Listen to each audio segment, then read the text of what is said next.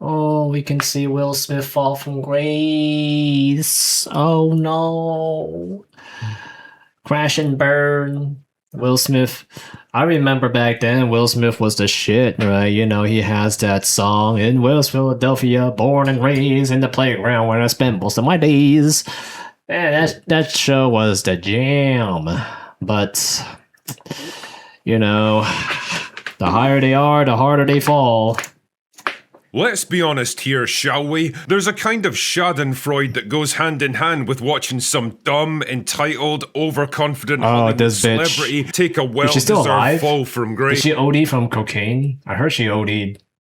It's like watching the scales of cosmic justice get just a bit more balanced out. Dude, that The case gap. of Will Smith is kind of you can unique fit a for bunch two of stuff reasons. between, dude. One, because his public meltdown wasn't pencil. really his fault, and two, I've resisted making this video for a long time because, well, I like Will Smith. Everyone likes Will Smith. Well, maybe not everyone. I practically grew up with his movies, and he's been around for so long that he felt like a pillar of Hollywood society. He was like America. No one now.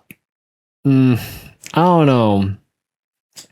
I feel like his movies are kind of cringe. It's kind of like, hey, I'm a badass. Be careful. Or my badass will handle you. You know, like I feel like that kind of shtick has been overplayed for the kind of roles that he takes. His lovable big brother, funny, jovial, brimming with confidence and energy and charisma, just edgy enough to be cool, and just that's safe bright. and family friendly enough to be plugged Men into in the Black was Hollywood pretty good, marketing though. machine and turned into a global yeah. megastar. For years, he was one of love the Men in world's Black. biggest box office draws in a time when movie stars were still a thing. His name alone could get projects the green light and millions Oh, of that shit artists was into cool. seats. But Those- then it all began to fucking car and unravel the in a turbo, tragic or- slow-motion train wreck of box office flops, Oh, public shit. humiliations, and explosive meltdowns. So join me, the critical drinker, as we examine the tragic crash and burn of Will Smith. That crash out was Willard cringe. Carroll Smith was born in 1968. Wait, you're not gonna Son of do a whole US Air introduction, Force are you? veteran and a school board administrator. In West Philadelphia, born and raised, on the playground is where he spent most of his days. Fuck! With an interest in rap music, he soon struck up a friendship with DJ Jazzy Jeff after meeting him by chance at a house party when his hype man failed to show up, and they ended up forming a hip-hop group together. Record right. deals soon followed, and by the late 80s, the group was riding high. Smith Hey man, this is, you know what? This is destiny. Whenever you have this life advice, if you have an opportunity that presents itself, take it. Just take it.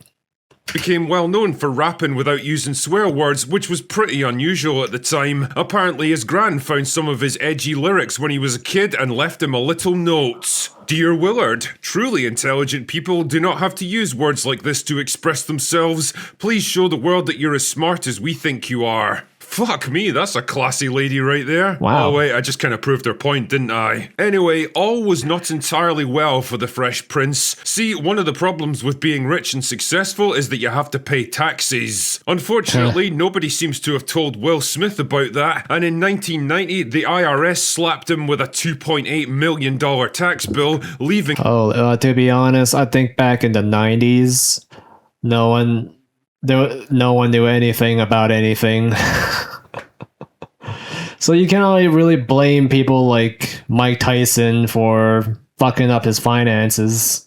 him basically broke. There was no what can I internet back say? then. Fuck those guys. Luckily for him, though, destiny came a-calling in the shape of The Fresh Prince of Bel-Air, a sitcom loosely based around his rap persona. Smith turned out to be absolutely perfect for the role, partly because he was basically just playing an exaggerated version of himself, but mostly because he was a natural in front of the camera. Funny, energetic, charismatic, and with an acting range just varied enough to make the more dramatic moments work. Fresh Prince would go on to be a smash hit that ran for 6 seasons, solving his financial problems and, more importantly, opening up a whole new career path for him. Propelled by was a his pretty good success, show. Smith set himself the goal of becoming the biggest but his movie movies star were a in little Hollywood.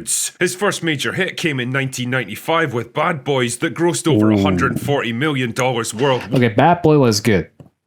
Okay. That's because I was a kid when I saw it. I was a toddler, and anything with guns, I like it. That was when I was like, that was my standard when I was a kid. I see guns, cool. I like this movie.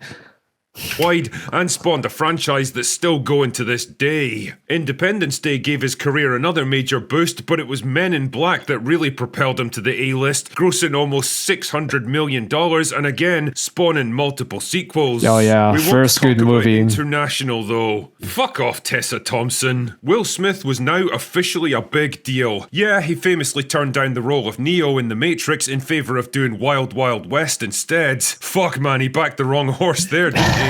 Generally though, it was a great time to be Will Smith. The guy could basically do everything, able to pivot from comedies to sci-fi thrillers to sports biopics and make it... Yeah, I'm not too big on his action films though. Like with the ones where he act badass. Men in Black was good because he was pretty grounded.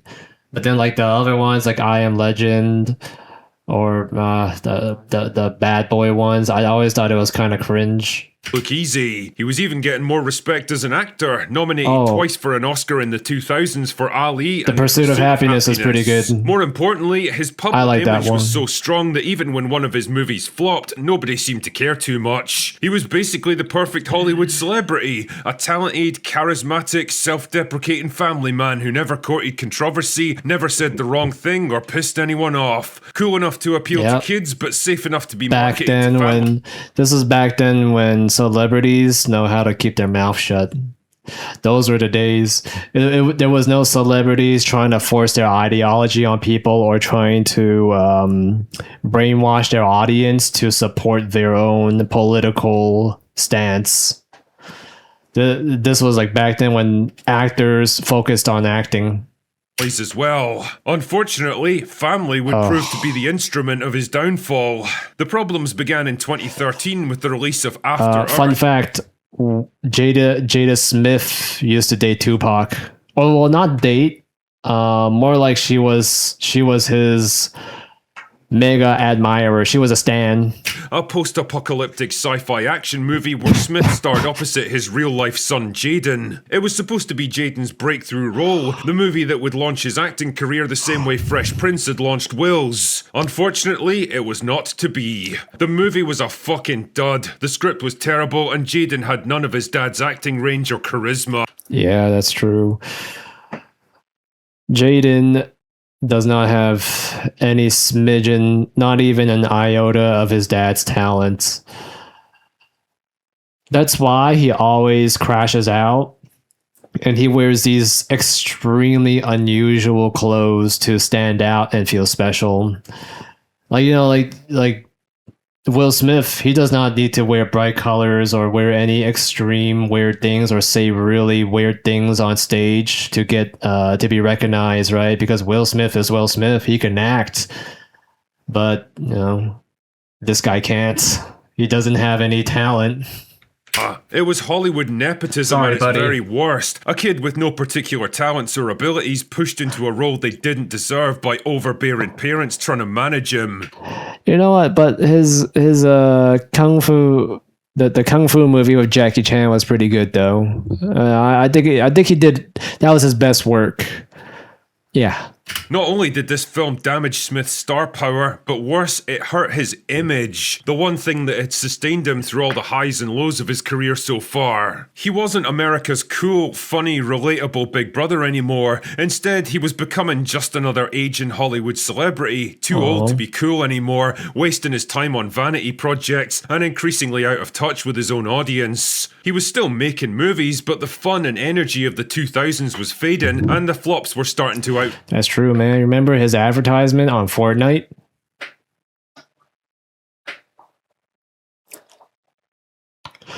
Look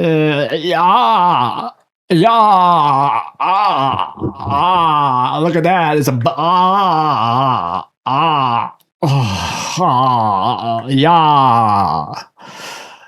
I guess that's like his way of trying to act cool, hip, young. Relatable to the kids. Yeah, I'm still cool, kids. Look at me. I'm in Fortnite. Number the hits. Yeah, Aladdin brought in over Ooh. $1 billion despite brutal reviews, but Suicide Squad was a high-profile failure, Bright was another piece of forgettable Netflix slop, and Gemini Man proved that 2 Will Smiths in one movie did not equal twice the fun. But the real tragedy was about to unfold, dear viewer, and Will Smith's destroyer came in the shape of his own wife, Jada. She'd been an actor herself back in the day, but the march of time eventually took its toll. She was also Mainstream roles Tupac's dried up, number and one Jada fan. did what most washed-up Hollywood actresses that have aged out of the industry do. She became some kind of bullshit self-help guru / lifestyle coach. Oh man. Oh God. Oh man. Yeah, those self-help coaches, they're the ones that need the most help. I always can I say it? Yeah. Well, I have a bunch of alcoholic friends, and they always talk about wanting to be a professor in college and teach people about life. And I also I do have professors in college, right? They teach about life. There is that topic available at your school. You're not going to learn much from it, to be honest. But the ones that I know, they struggle with. I know one that struggle with spending addiction. I know another one that struggle with alcohol in his personal life. These self-help coach people always have a deep-rooted problem, and it really fits that quote that goes, "Those that can't do, teach." As if someone like Jada Smith's got any kind of insight into real life. Now, rumours had been circulating for years that the two of them were in an open marriage, and in June of 2020, shit finally got real What when the rapper fuck? August Alsina publicly revealed he'd had an affair with Jada, who was more than 20 years his senior, and that Will himself had given the relationship Yeah, she loves rappers. She loves bad boy rappers. It's her number one turn on. Unstable guy. Oh, actually, well, successful bad boy rappers. Maybe she could try Machine Gun Kelly. his blessing. The media firestorm that erupted needed careful management, so naturally Jada did the smart thing and decided to bring Will onto her Red Table talk show to discuss the entire situation. Oh, that's her Because nothing show. says dignified. Yeah, where she can have control. She can edit the video and improve her image. Genius. Good job, Pink Jada. Silence like airing all your dirty laundry in front of millions of people. What followed wasn't just a car crash, it was a full-on emotional torture session, instigated almost entirely by Jada. You can practically see Will's soul getting crushed in real time as she bangs on about entanglements. Because I guess that's the word we use now when a rich middle-aged woman fucks a guy literally young enough to be her son. And basically, I don't blame her. Honestly, if you have the resources, yeah, and you want to bang someone younger, go for it. I don't hold any resentment towards people for doing that. plays all the blame for this whole thing at his feet. No apologies, no self-reflection, no accountability, just Sheer fucking hubris. yeah, you're really not doing much to break the stereotype that personal accountability is to women what garlic is to vampires. But what's saddest of all here is that Will just kind of takes it. He doesn't get angry, he doesn't try to defend himself or call her out on her bullshit. Yeah, that's why people lost respect for him. Everyone had this image of him being this bad boy, right, in movies. That was his image. But then when faced with real life scenarios, he just did silence. I remember even seeing a clip of Andrew Tate saying that he was his fan and that he lost respect for him because of this exchange. Oof.